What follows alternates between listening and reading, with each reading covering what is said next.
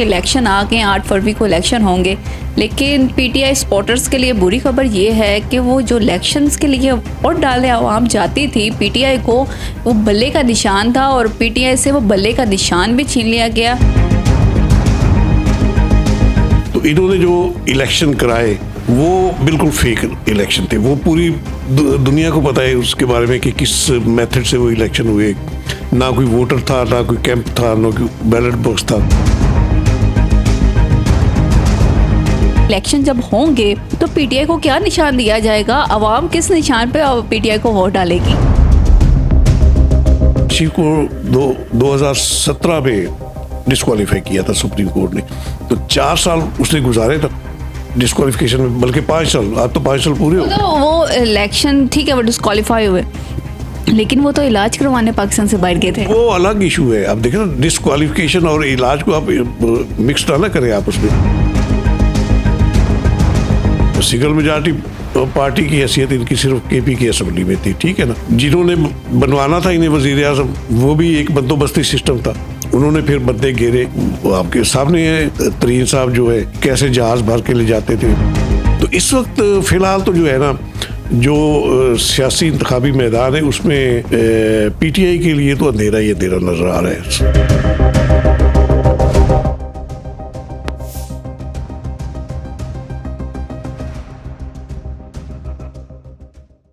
अस्सलाम वालेकुम नाज़रीन, आप देख रहे हैं इनकलाब ज़माना। मैं हूं आपकी होस्ट अफसा मलिक। जी नाज़रीन, जैसे कि आप जानते होंगे कि इलेक्शन आ गए, 8 फरवरी को इलेक्शन होंगे, लेकिन पीटीआई सपोर्टर्स के लिए बुरी खबर ये है कि वो जो इलेक्शंस के लिए वोट डालने आवाम जाती थी, पीटीआई को वो बल्ले का निशान था और पीटीआई से वो बल्ले का निशान भी छीन लिया गया। और जो इमरान खान साहब हैं वो इलेक्शन भी नहीं लड़ सकते।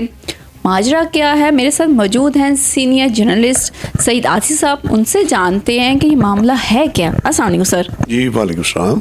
अच्छा, इसमें आपने जो बात की ना कि वो बल्ला छीन लिया, तो ये छीनने वाली बात नहीं, ये एक कानून की अमलदारी का मामला है, ठीक है ना। इसमें अब जाहिर है जो कायदे ज़वाबित होते हैं, इलेक्शन कमीशन ने जो वज़ा किए होते हैं इनकी पार्टियों की रजिस्ट्रेशन के हवाले से, वो ज़ाहिर पार्टी के इंट्रा पार्टी इलेक्शन जो होते हैं उसकी रोशनी में ही वो सारे पार्टियों के मामला चलते हैं और इंतखाबी निशान भी उसी की रोशनी में अलाट होते हैं। तो जब इन्होंने अपने इंट्रा पार्टी इलेक्शन कराए ही नहीं, तो इलेक्शन कमीशन ने फिर इन्हें कहा कि आप एक यानी कि टाइम लिमिट दिया कि आप इतने मुद्दत में आप इंट्रा पार्टी इलेक्शन कराएं, वरना इंतखाबी निशान नहीं मिलेगा आपको। तो इन्होंने जो इलेक्शन कराए वो बिल्कुल फेक इलेक्शन थे। वो पूरी दुनिया को पता है उसके बारे में कि किस मेथड से वो इलेक्शन हुए। ना कोई वोटर था, ना कोई कैंप था, ना कोई बैलेट बॉक्स था, कुछ भी नहीं। बस बैठे बैठाई इन्होंने वो कर ली, एक रस्मी कार्रवाई जिससे होती है। वैसे तो सारी सियासी बातें ऑलमोस्ट ऐसा ही करती हैं।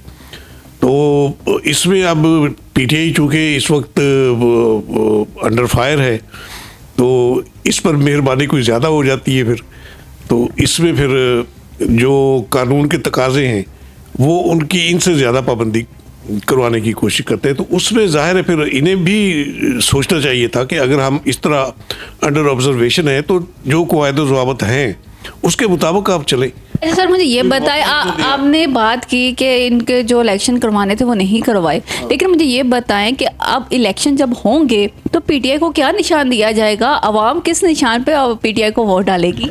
देखिए, पहली बात तो ये है कि इंतखाबी निशान जो है ना, ये तुरा इम्तियाज ज़रूर होता है सियासी बातों का, लेकिन ये कोई पहली मिसाल नहीं है कि पीटीआई को उसके इंतखाबी निशान से महरूम किया। इससे पहले आप देखिए, पीपल्स पार्टी का इंतखाबी निशान तलवार था। जब जुल्फ़िकार अली भुट्टो साहब ने पीपल्स पार्टी तश्कील दी थी तो पहला इलेक्शन उन्होंने तलवार के उससे लड़ा और आप देखिए किस तरह वो स्वीप किया उन्होंने। तो उसके बाद जब फिर ज़िया दौर में जब सख्तियाँ शुरू हुई पीपल्स पार्टी पर, उस पर पाबंदी भी लगी ज़ाहिर है। तो जब फिर ये 85 के जो नॉन पार्टी इलेक्शन थे उसका तो बाइकाट किया था एमआरडी ने, उसमें पीपल्स पार्टी भी शामिल थी। तो 88 में जब इन्होंने कॉन्टेस्ट किया ना पीपल्स पार्टी ने, तो फिर इन्होंने खुद तीर का निशान अपने लिए डिमांड किया और वो मिल गया था इन्हें। अब क्या फ़र्क तो कोई नहीं पड़ा ना।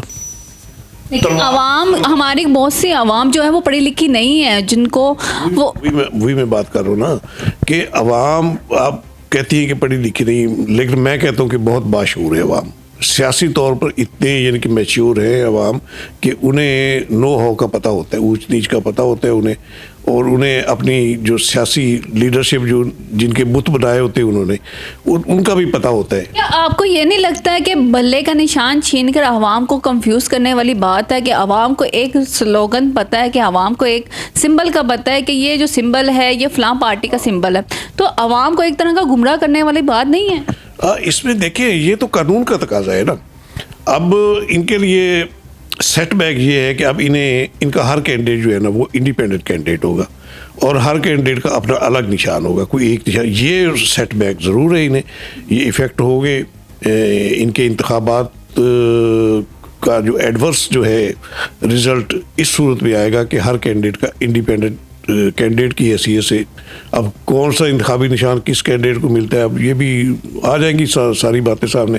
तो फिलहाल तो वो तो आज़ाद की तरफ नहीं चलेगा कि एक आज़ाद कैंडिडेट ही होंगे ना, यही तो मैं कह रहा हूँ कि उनकी हैसियत अब आज़ाद उम्मीदवार की है। पीटीआई के अगर कोई नॉमिनेशन पेपर फाइल होंगे तो वो जो हुए भी है तो वो आज़ाद उम्मीदवार की हैसियत से वो एक्सेप्ट होंगे कागजात, तो ये सेटबैक ज़रूर है इनके लिए। तो इसमें भी ज़ाहिर है अब फॉल्ट अगर देखें तो इनकी पार्टी की आदत का ही फॉल्ट है ना, मिसगाइड किया गया इन्हें, या वही अभी तक जोम है कि हम तो अवामी मकबूलियत के जोम में सब कुछ कर सकते हैं, हर चीज़ मनवा सकते हैं, तो ठीक है फिर।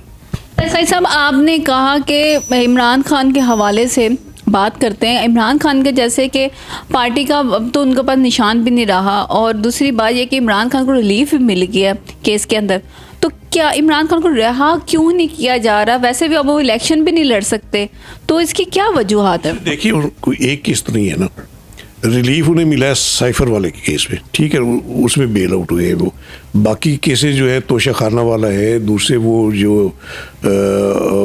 वो पिंकी पीरनी वाला और वो जो फ्रॉड हुआ था एक, हाँ वो जो कौमी खजाने में पैसे जमा नहीं कराए इन्होंने खुद रख लिए, तो वो बड़ा संगीन केस है। तो ये मुकदमा, और फिर उसके बाद जो 9 मई के जो वाक़यात के हवाले से केसेस है, तो उनकी बुनियाद पर वो जाहिर है उनका चांस तो कोई नहीं बाहर आने का अभी तक, तो इसमें अब जाहिर वो डिस्क्वालीफाई भी हो चुके हुए, इलेक्शन कमीशन ने किया था डिस्क्वालीफाई इन्हें, और वो मेंटेन रखा है अदालत उस्मा ने मेंटेन रखा है वो फैसला, तो ये खुद इमरान खान खुद तो इलेक्शन कॉन्टेस्ट नहीं कर सकते ना, तो यही इनके लिए अब मेरा ख्याल है कोई आगे की इन्हें कोई अब स्ट्रेटजी बनानी चाहिए। सर, हमने कहा डिस्क्वालीफाई हो गए, मैं आपकी बात काट रही हूँ, हमने कहा कि इमरान खान डिस्क्वालीफाई हो गए, वो तो नवाज शरीफ साहब भी हुए थे, लेकिन दोबारा से वो इलेक्शन लड़ने पाकिस्तान आ गए। क्या पाकिस्तान का कानून इतना कमज़ोर है कि पहले वो डिस्क्वालीफाई करता है फिर वो क्वालिफाई कर देता है? हमारे यहाँ बहुत से करप्ट सियासतदान हैं जो कि पार्टीज़ का हिस्सा नहीं बनते, पार्टीज चेंज करते रहते हैं, और इमरान खान साहब तो बहुत देर से जेल भी काट रहे हैं, और मुल्क की वो कहते हैं कि मैं मुल्क के लिए बहुत सा अपने मीन के जिस तरह वो जेल में है, और अल्लाह ताला उनको ज़िंदगी से दे, क्योंकि जितने सपोर्टर्स हैं जो देख रहे हैं उनको क्या कहते हैं कि इमरान खान साहब जो है इलेक्शन तो नहीं लड़ पाएंगे, लेकिन वो अपना वज़ीर आज़म तो इमरान खान को मानते हैं। डिस्क्वालिफिकेशन के हवाले से क्या कहते हैं कि इमरान खान को डिस्क्वालीफाई किया गया इसलिए इलेक्शन करवाए जा रहे हैं, या इसकी वजूहात कुछ और है? ये अब देखो साहब, आपने बात की ना कि डिस्क्वालीफाई इनको किया गया और नवाज शरीफ को भी किया गया और वो कॉन्टेस्ट करें। अब देखिए एक प्रोसेस, कानून का जो प्रोसेस है, अदलिया की इंसाफ की अमलदारी की हम बात करते हैं, तो उसमें ज़ाहिर है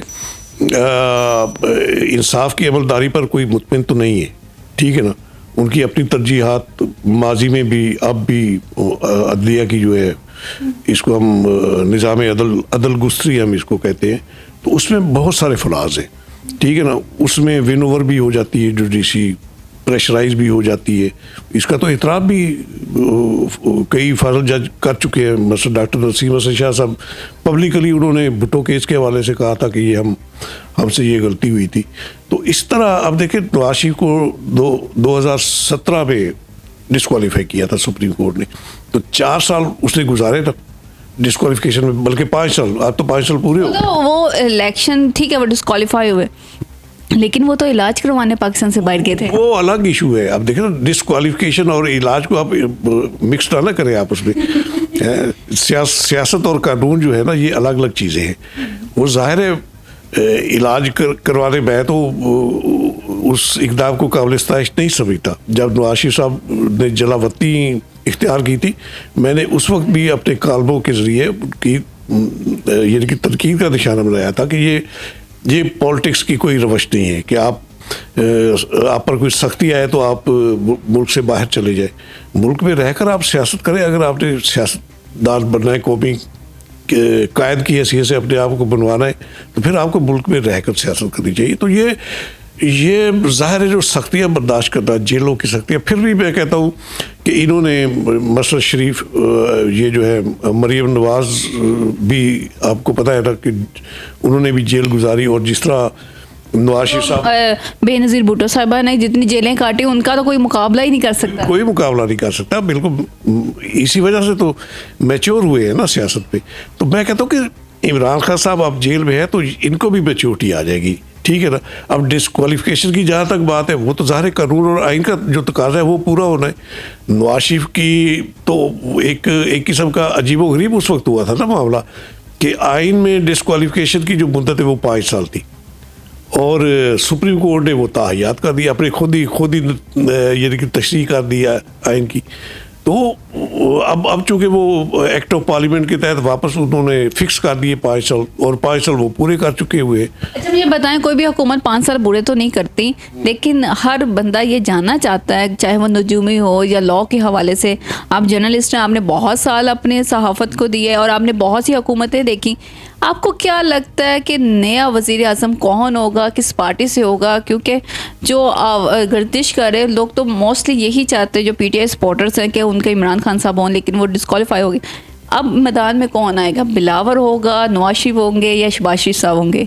देखना, वो पंजाबी का एक मुहावरा है कि पैदिया नूं हलवा नहीं कुजिया, ठीक है ना।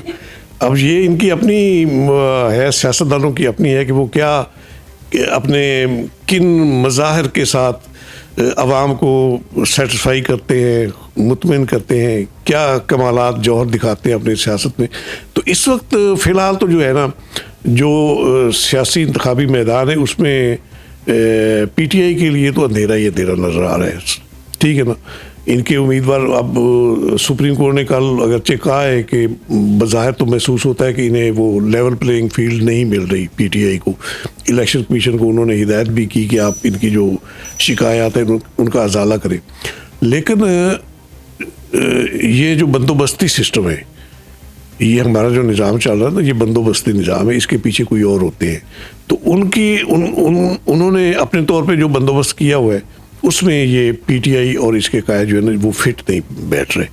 तो ज़ाहिर है ये तो इन्हें, जिस तरह नवाज शरीफ डिस्क्वालीफाई हुआ था, इंतखाबात में हिस्सा नहीं ले पाया था। सर, आप मेरी बात नहीं बता रहे कि अगला वज़ीर आज़म कौन होगा? आ रहा हूँ ना, उसकी तरफ आ रहा हूँ। थोड़ी सी डिटेल तो आप पूछ लेते मुझसे। तो अगला वज़ीर आज़म की जहाँ तक बात है, अब ज़ाहिर है जिसको वोट पड़ेगा आवाम का वही वज़ीर आज़म होगा ना, जिसको अक्सरियत मिल जाएगी। अब इमरान खान साहब जब वज़ीर आज़म बने थे, इनके पास तो अक्सरियत आपको पता है ना, सिंगल मेजॉरिटी पार्टी की हैसियत से तो नहीं आए थे ये, ना पंजाब असम्बली में ना कौमी असम्बली में। सिंगल मेजॉरिटी पार्टी की हैसियत इनकी सिर्फ KP की असम्बली में थी, ठीक है ना। तो जिन्होंने बनवाना था इन्हें वज़ीर आज़म, वो भी एक बंदोबस्ती सिस्टम था। उन्होंने फिर बंदे घेरे, आपके सामने है ये तरीन साहब जो है कैसे जहाज़ भर के ले जाते थे। इसी तरह जो इंडिपेंडेंट लोग थे किस तरह इनके साथ मिले, फिर कुछ और पार्टियां जो है वो MQM, ये काफ लीग, ये सारे मिलके इन्होंने कचरा जितना भी था शामिल करके फिर ये हुकूमत पे आया था। और इमरान खान साहब तो ये इलेक्शन से पहले ये क्लेम किया करते थे, बड़े बड़े बुलंद बाग दावे, कि मुझे अक्सरियत ना मिली तो मैं इक़्तिदार नहीं लूँगा, अपोजिशन में बैठना कबूल। अच्छा, ये जैसे आपने ये बात की इक़्तिदार वाली, तो बिलावल भुट्टो ज़रदारी साहब के लिए भी ये कहा जा रहा है कि अगले वज़ीर आज़म जो है वो बिलावल साहब होंगे। कहने में क्या हर्ज है? ख्वाहिश तो ज़ाहिर है। अब जरदारी साहब देखे ना, उनमें भी देखिए आप, एक सियासत पीपल्स पार्टी में जो चल रही है, बज़ाहिर ऐसे नज़र आता है कि कोई नज़रियाती इख्तलाफ है बाप बेटे में, लेकिन अंदरूनी खाना जो है वो एकमिक है।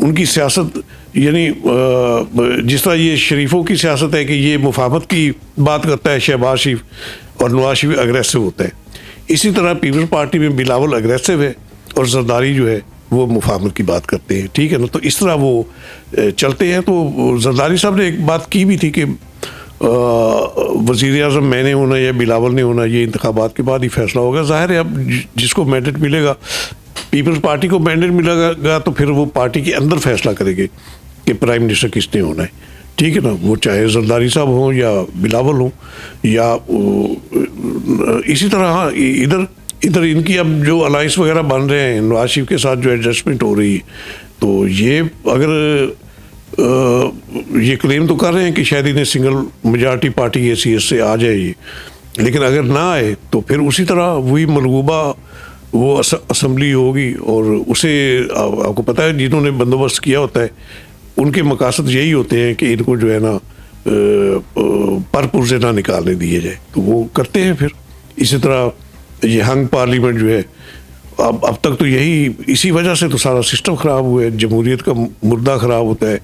जो सुल्तानी जमहूर का जो कॉन्सेप्ट है कि इसके समरात बराह रास्त आवाम तक पहुँचेंगे, वो तो आज तक वो पहुँच ही नहीं पाए। आवाम बेचारे तो राता दरगाह है, ठीक है ना। वो वोट देते हैं और उसके बाद उन्हें पूछने वाला भी कोई नहीं होता, ठीक है ना। तो ये पॉलिसी आप देखें, नेक्स्ट वज़ीर आज़म, अब ज़ाहिर है मैं तो यही कहूँगा कि जिसको मैंडेट मिलेगा वही वज़ीर आज़म बनेगा, लेकिन वो PTI से उसका फ़िलहाल तो जो है ना वो चैप्टर क्लोज हो चुका हुआ है। बहुत शुक्रिया सईद आज़िज़ साहब ने टाइम दिया अपना और बताया कि PTI वालों को एक बुरी खबर भी सुनाई कि हो सकता है कि इमरान खान जो हो क्या सकते हैं डिस्क्वालीफाई हो चुके हैं और वो नेक्स्ट वज़ीर आज़म नहीं बन सकते। और बाकी पार्टियों के जो बिलावल भुट्टो जारी हो या वो नवाज शरीफ हो, वो वक्त बताएगा अगला वज़ीर आज़म कौन होगा। अपनी मेज़बान को इजाज़त दें, फिर हाजिर होंगे एक नए शो के साथ। अल्लाह हाफिज़।